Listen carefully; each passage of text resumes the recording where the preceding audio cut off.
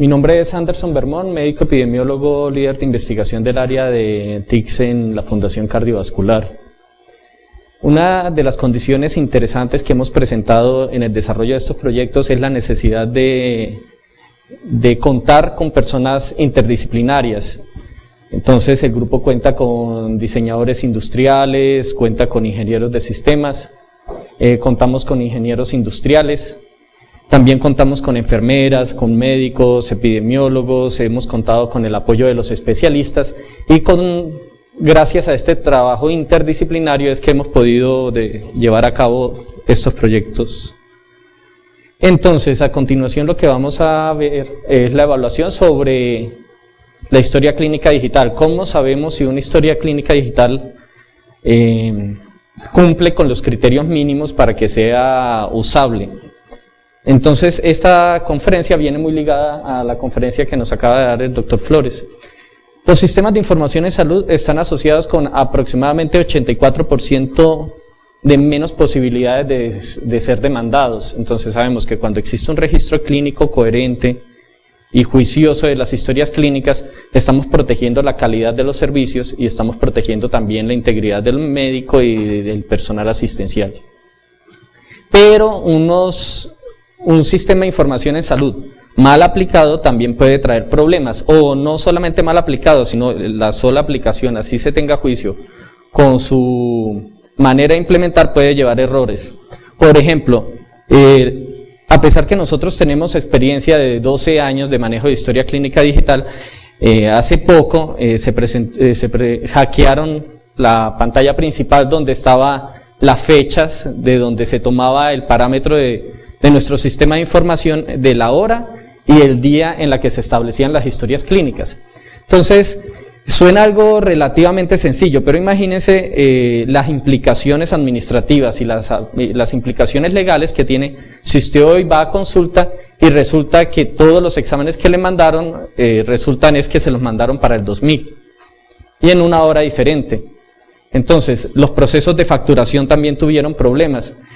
Gracias a Dios, pues, habría un protocolo de seguridad, se estableció inmediatamente y el daño no fue mayor, pero donde no existiera ese protocolo de seguridad, el daño administrativo, de facturación y de protección a la historia clínica hubiera sido bastante severo. La formulación de los medicamentos. Los médicos que hemos trabajado historias clínicas digitales hemos visto muchas veces, inclusive casos, donde se pueden formular un medicamento y terminan en farmacia despachándole cantidades superiores porque existen cálculos que no se pueden realizar bien. Entonces, muchas veces inclusive los pacientes pueden recibir mayores dosis o recibir mayor cantidad de medicamentos sin ser necesarios. Entonces, la comunicación que debe existir entre el proceso de la historia clínica y las diferentes partes administrativas o de entrega de medicamentos tiene que ser también juiciosamente cuidada.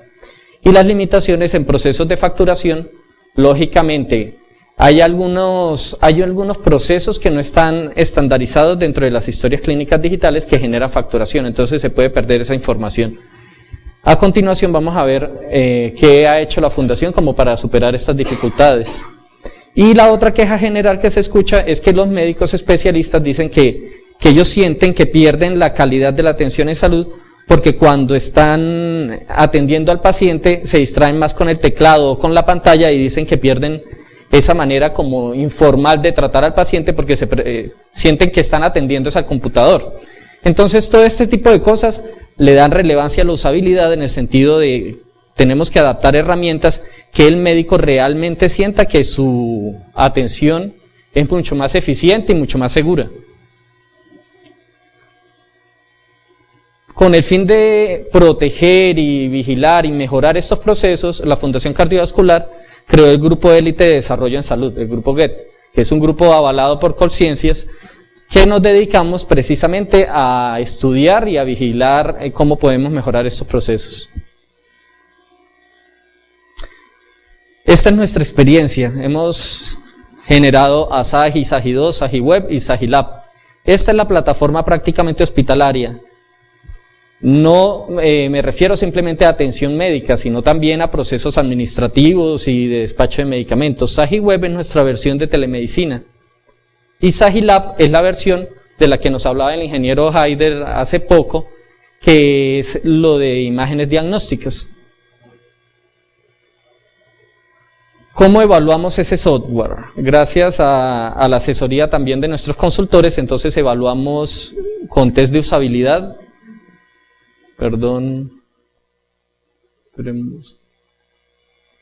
con interacción con el usuario, tenemos un flujo continuo de información con el usuario, evaluaciones del personal administrativo y cuantificamos, realizamos semanalmente algo que se llama el comité de cambios, que es donde evaluamos, retroalimentamos toda la información que dicen los médicos que debemos mejorar del sistema. El primer test de usabilidad que realizó la Fundación se hizo en el 2011, del 4 al 19 de julio. Ese test de usabilidad tuvo a 153 usuarios de diferentes áreas. Tuvimos en cuenta médicos, a enfermeras, auxiliares de enfermería y personal administrativo, en los diferentes porcentajes que se muestran en la tabla. Y de las 125 funcionalidades de ese entonces se evaluaron 22, o sea, un total de 18 funciones. Estas fueron las funciones que se evaluaron y vemos que prácticamente la mayoría era para los médicos, pero también había funciones donde participaba enfermería, auxiliares de enfermería, personal asistencial y personal administrativo. E igual habían otras en las que los médicos no participaban, por ejemplo en solicitud de insumos o procesos de enfermería. Pero ese test de usabilidad tuvo en cuenta a todo este personal. El test lo que quería era evaluar cuál era la percepción de los usuarios con respecto al sistema de información. Entonces se realizaron preguntas de tipo qué era lo primero que ellos buscaban cuando realizaban una consulta, o qué les gustaba de la aplicación, o qué cosas debían estar a primera mano en una aplicación para registrar la consulta, y qué no les gustaba de la aplicación. Entonces, si observamos las preguntas, son preguntas que tienen un criterio bastante subjetivo, pero era importante hacer un trabajo de campo con respecto a cuál era la percepción del personal asistencial respecto a la historia. Esto nos arrojó resultados bastante significativos. Dentro de ellos vimos cómo uno de los atributos que le dieron al sistema era que se contaba con una disposición de la información mucho más fácil. Pero hubo criterios también bastante subjetivos, que donde le preguntamos que qué hacían difícil la aplicación, y el 63% dijo que nada hacía difícil la aplicación. Entonces, esos datos cuestionaron al grupo de investigación, y hubo otros que tenían que ver era con el concepto como tal de la población. A pesar que teníamos 153 usuarios del sistema, que es una muestra bastante significativa teniendo en cuenta todo el personal de la institución de salud, evaluamos los diferentes iconos. Entonces hay iconos donde vemos que el criterio fue bastante claro. Le preguntamos, ¿cuál de estos 3 iconos considera que es el que me envía a historia clínica electrónica? Y vimos que prácticamente más del 80% dijo que en común acuerdo. Pero hubo otros, por ejemplo, como en medicamentos, que decíamos cuál es el que me lleva a la pantalla de medicamentos, donde había discrepancia, pero una discrepancia subjetiva. Este dato, por ejemplo, es importante que lo recordemos más adelante, porque en el siguiente test de usabilidad no preguntamos cuál es el icono que ustedes consideran que me llevan a historia clínica digital, sino dijimos, vaya directamente a la historia clínica digital. Y la gente efectivamente iba acá, pero decíamos, bueno, ahora vaya al listado de pacientes general, y la gente se iba para este icono de acá. Y vaya a la historia clínica antigua, y todo el mundo se iba para este icono de acá. Entonces era un icono que tenía como un imán, pues, por parte del mouse para los usuarios, pero era porque precisamente no era claro. Entonces le realizamos también la evaluación heurística en ese entonces, y pudimos evidenciar cuál era de los criterios de importancia que nos habló anteriormente el doctor Flores, cuál era el que tenía mayor peso, y sabíamos así cuáles eran las condiciones que tenían prioridad para corregirse. Entonces es así como pasamos de esta ventana inicial de SAGI a esta pantalla de SAGI, teniendo en cuenta esos desarrollos. Pero un año después, entonces nos dedicamos a mirar específicamente cuáles eran las condiciones de los médicos para manejar la historia clínica. Entonces tomamos un grupo de médicos que nunca hubieran tenido contacto con SAGI. Esa era la condición, porque si tenían un entrenamiento previo, pues ya podían tener vicios y ya estaban acostumbrados, ya sabían cómo manejar el sistema. Entonces, los médicos tenían que ser, iban entrando a la institución, y cuando entraba a la institución, dentro del proceso de inducción los colocábamos a desarrollar SAGI. Y luego ya se le hacía la inducción. Y evaluamos solamente un rol. Esta vez no tomamos el rol administrativo y de enfermeras o fisioterapia, sino solamente el rol de médico. Y evaluamos una pantalla en particular, que era la pantalla de consulta como tal. Entonces, todos estos factores nos ayudaron a analizar precisamente un eslabón del proceso. ¿Esto por qué? Porque en el anterior caso vimos que podía haber sesgos con respecto a conceptos subjetivos. Esta fue la secuencia que se desarrolló de la historia clínica digital para los médicos. Lo importante era aclararle al médico que nosotros no íbamos a evaluar su labor clínica, que no le íbamos a juzgar si colocaba un diagnóstico u otro, sino la agilidad del sistema como tal, qué tan fácil era para él navegar por el sistema o qué tan fácil se perdía, siendo la primera vez que lo maneja, aclarando eso. Y se le realizaron diferentes controles. Entonces, un grupo se tomó para controles de menos de 3 días, o sea, secuencia de 3 días de controles, y otro en controles de mayor de 15 días, para mirar también cómo era la curva de aprendizaje de los médicos. Esto es un video de prácticamente cómo evaluábamos, no utilizábamos nombre de pacientes reales, sino usabilidad 2, se le daba un cuadro clínico al médico y el médico iba llenando los ítems y iba desarrollando la historia clínica. Estos fueron los tiempos que nos dieron y estos eran los diferentes criterios que estábamos manejando con los diferentes controles. ¿Qué encontramos? Encontramos que, tratándose del tiempo calculado por las tareas, había un aumento significativo dentro del diagnóstico, pero también había aumento significativo en medicamentos. Entonces, lo que vimos era que habían campos que ellos tenían libres para escribir, pero los campos que requerían como cierta restricción, por ejemplo, colocar el código CIE9 le llevaba más tiempo. Y muchas veces los buscadores no eran apropiados, porque por ejemplo colocaban, por decir algo, rinitis alérgica, y le salían era toda la lista de las R's, pero no le salía un listado que fueran de diagnósticos similares a la rinitis para que él pudiera escoger entre ellos. Entonces esas correcciones se dieron basados también en este tipo de información. Y el número de errores, ahora no por tiempo, sino cuántas veces se equivocaban mientras iban digitando, también encontramos un aumento significativo en diagnóstico, porque los médicos antes también, por lo general en la universidad no nos enseñan a manejar el CIE9, entonces terminamos buscando y nos enredamos algo para buscar el diagnóstico como tal que estábamos determinando. Y encontramos que había una relación con un análisis estadístico no paramétrico entre los ítems de las historias clínicas, el número de errores y el tiempo de ejecución. En los controles, los números de errores, si dejábamos intervalos de tiempo prolongados, los médicos no demoraban más en ejecutar las acciones, pero sí se equivocaban más. Entonces, los errores se disminuyen con los controles seguidos, pero los tiempos para realizar la tarea no se disminuían con los errores, con los controles continuos. Muy bien, entonces, eso tratándose de evaluaciones del SAGI hospitalario. Ahora, con SAGI Web para telemedicina, lo que realizamos fue también un análisis heurístico y el KLM. Esta era la pantalla, para que vayamos viendo como la evolución que ha tenido SAGI Web. Entonces, nos dividimos en diferentes grupos interdisciplinarios e íbamos teniendo en cuenta cada una de las acciones que íbamos tomando a realizar una tarea específica. Y se le daba un peso también de hasta qué punto tenía eso una implicación dentro de la historia. Encontrando también que hubo problemas de consistencia principalmente, y esos fueron los primeros que se empezaron a mejorar luego de minimalismo y otros de error.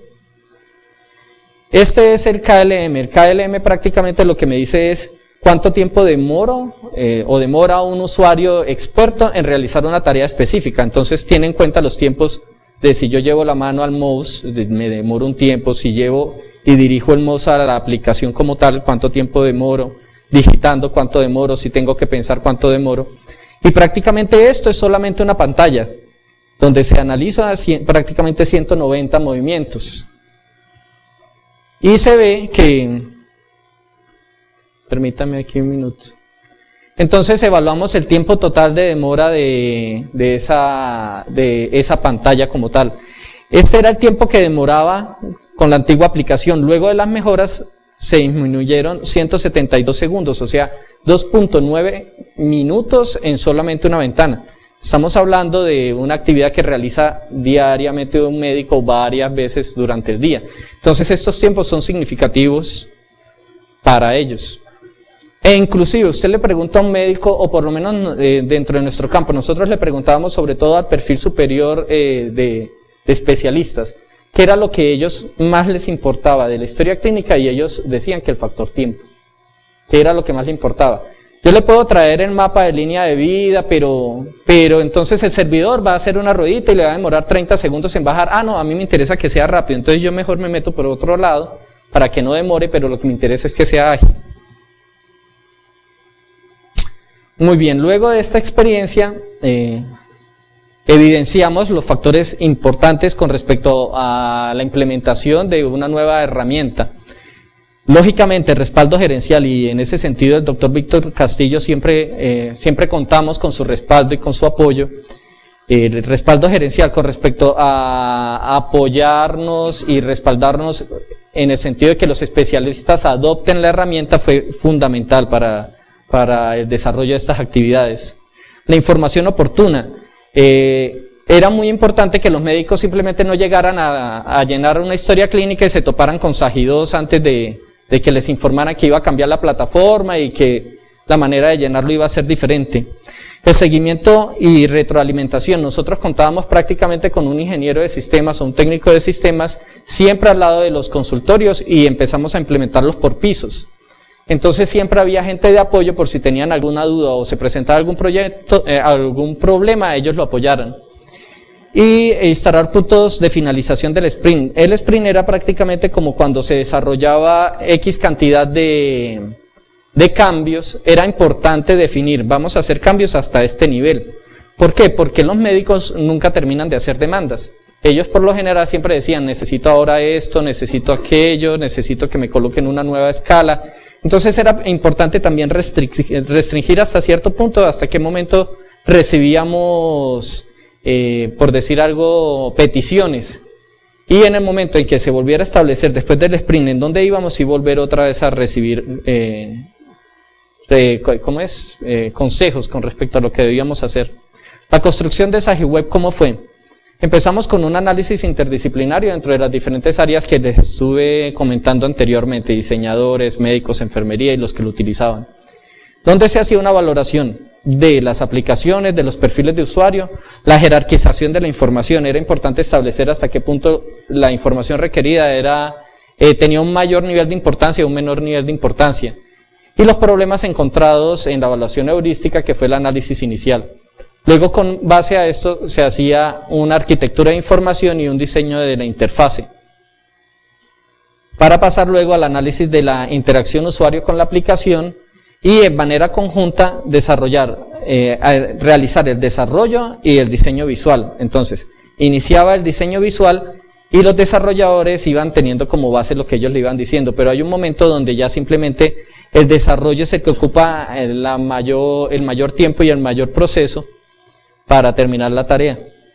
El desarrollo arranca con el maquetamiento y con bosquejos, y solamente hasta el final del proceso se realiza la guía de interfaz del usuario. Si sacamos guía de interfaz del usuario antes, podemos generar confusiones entre estos.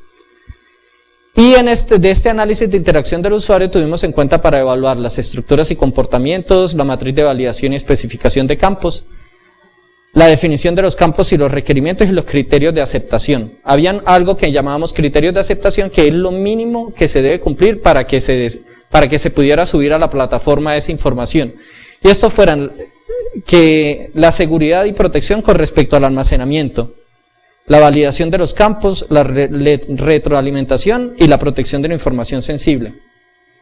Si algo del desarrollo o de la interfaz como tal no cumplía alguno de esos criterios, simplemente se descartaba o se seguía apoyando como su desarrollo. En el test de usabilidad ya vimos los diferentes criterios que tuvimos en cuenta con respecto a compatibilidad, consistencia, flexibilidad, legibilidad, acciones mínimas, memoria, percepción de limitaciones y guías de uso. En la evaluación final de SagiWeb, que es la versión de telemedicina, tomamos un perfil de usuarios de médicos también, pero era el personal directo que estaba relacionado con telemedicina. Entonces era el personal del call center, eran los médicos y eran los usuarios. Y a todos les preguntamos hasta qué punto ellos utilizan aplicaciones de internet. Y nos dimos cuenta de que la gran mayoría, el 71 para arriba, utilizaba más de 4 horas algún sistema operativo.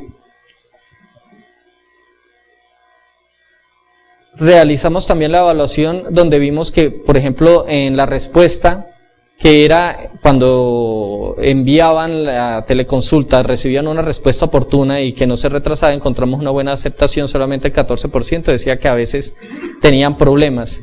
El reconocimiento de iconos también fue bien evaluado, pero la flexibilidad sí, ellos decían que tenía muy poca flexibilidad.